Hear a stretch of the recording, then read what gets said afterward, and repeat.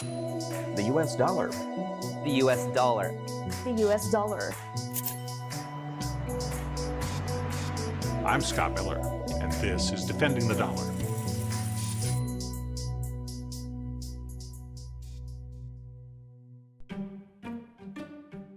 In the 1960s, the French finance minister described the dollar's international prominence as the United States' exorbitant privilege.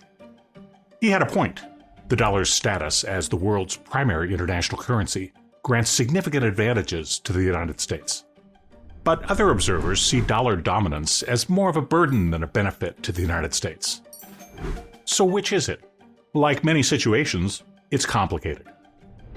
For instance, one downside is that to sustain dollar dominance, the United States must allow for some imbalances in its economy, namely high debt levels and large trade deficits. Think about it. For foreigners to use dollars in trade or as reserves, they need to have dollars in the first place. That means huge amounts of dollars must travel overseas. This happens when U.S. residents exchange dollars for other currencies to buy foreign goods, or when the U.S. government or firms in the U.S. issue debt in dollars and sell it to foreign creditors. This isn't all bad. Because foreigners want dollars, there is a strong demand for U.S. debt. In other terms, there are many lenders prepared to loan money to the United States and receive dollars in return. The United States can borrow from these lenders in dollars, likely at lower interest rates than it otherwise would. Imagine 50 banks competing to provide you with a home loan. The interest rate on your mortgage would be lower than if you only had one offer. Just how much lower is hotly debated, but dollar dominance likely leads to easier access to credit for everyone, from the U.S. government to firms to households. This makes it easier to fund everything in the U.S., from infrastructure to education to defense. But there's a downside to this too. Lower-cost borrowing may prompt the United States to take on more debt than it otherwise would, contributing to ballooning debt levels. The interest alone on outstanding U.S. debt exceeded $1 billion per day in 2023, and it's only going up. Like I said, it's complicated. Another such trade-off is that dollar dominance leads to a higher exchange rate for the dollar. As demand for dollars goes up, the price of dollars goes up too. Sounds great, right? A strong dollar boosts the power of U.S. foreign aid, including military aid. And American consumers and firms certainly reap the benefits of the dollar's stronger purchasing power when they buy imported goods. However, U.S. firms that compete against these imports or export their own products must cope with this added pressure.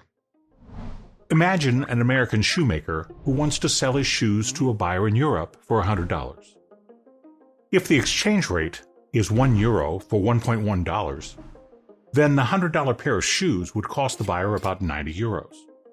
But if the dollar strengthens to a 1-to-1 exchange rate, then the European customer would now pay €100. The dollar value of the shoes didn't change, but the price for the buyer in Europe increased. As the dollar's exchange rate goes up, the price of U.S. exports also goes up. This puts U.S. exporters at a disadvantage compared to countries with less valuable currencies. A strong dollar has been among the many pressures on U.S. manufacturing over the last several decades. Those are some of the economic impacts of dollar dominance, but the most critical consequence may be strictly geopolitical. Dollar dominance allows the United States to impose uniquely powerful financial sanctions. Even though the dollar is used worldwide, almost all dollar payments move through the U.S. banking system. As the United States has legal authority over its banking system, it can bar designated countries, firms, and individuals from using it.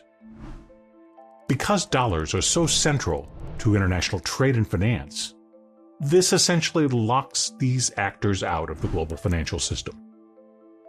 You can imagine how disruptive this might be. Several foreign adversaries under U.S. sanctions have seen their economies decline. No other nation has a tool this potent and far-reaching for pursuing its foreign policy objectives.